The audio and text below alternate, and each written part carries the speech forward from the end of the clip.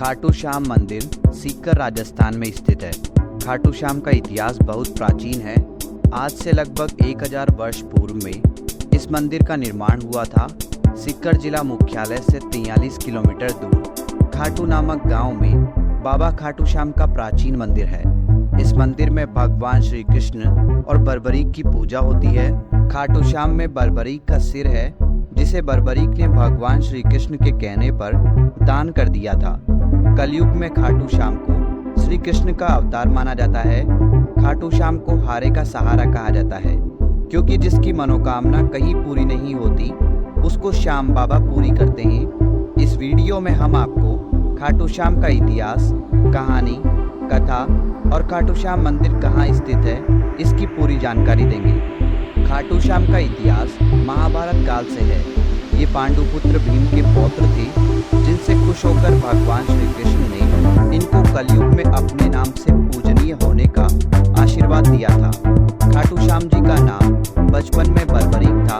घर परिवार, माता पिता और गुरुजन सभी इनको बर्बरीक नाम से ही जानते थे।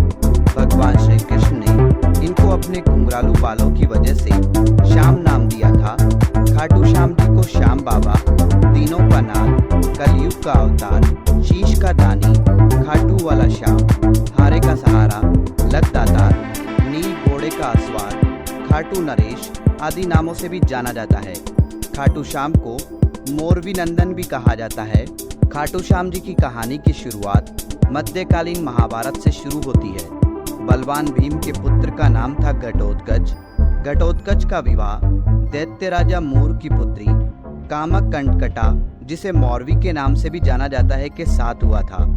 मौरवी और घटोत्कच ने एक पुत्र को जन्म दिया, जिसका नाम था बर्बरीक। बचपन से ही बर्बरीक ने अपनी माता मौरवी और भगवान श्री कृष्ण से युद्ध कला सीखी। बर्बरीक ने भगवान शिव की तपस्या की, जिससे प्रसन्न होकर शिव जी ने उन्हें 3 बाण दिए। ये 3 बाण उनको तीनों लोकों में विजय दिलवा सकते थे। यह वरदान पाकर बर्बरीक बहुत खुश हुए।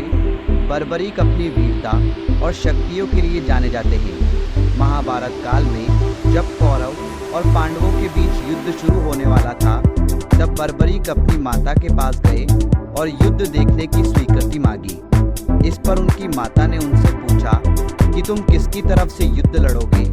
इस पर बर्बरीक ने जवाब दिया, जो हारेगा मैं उसकी तरफ से युद्ध लड़ूंगा। माता से आज्ञा मिलने के बाद बर्बरीक महाभारत का युद्ध देखने के लिए निकल पड़े। भगवान श्री कृष्ण यह सब देख रहे थे। श्री कृष्ण जानते थे कि यदि बर्बरीक को नहीं रोका गया तो युद्ध का परिणाम पलट देगा। रास्ते में जाते हुए बर्बरीक को श्री कृष्ण ने ब्राह्मण का रूप धारण करके रोका और पूछा, हे बालक, तुम अकेले यह 3 बाण लेकर कहाँ जा रहे हो? तब बर्बरीक ने जवाब दिया कि मैं महाभारत का युद्ध देखने जा रहा हूँ और इस युद्ध में जो हारेगा मैं उसका साथ दूंगा। उपहास पूर्वक श्री कृष्ण ने कहा, सिर्फ 3 बाण के सहारे युद्ध लड़ने जा रहे हो? इनसे तो 3 सैनिक भी नहीं मरेंगे।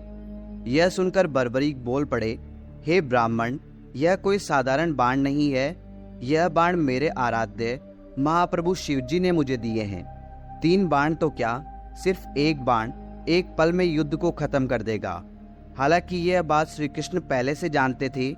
बर्बरीक को रोकने के लिए श्री कृष्ण ने उनकी परीक्षा ली। श्री कृष्ण ने कहा, हे बालक, इस पीपल के पेड़ के पत्तों को भेद कर दिखाओ। तभी बर्बरीक ने एक बाण निकाला और अपने आराध्य का ध्यान कर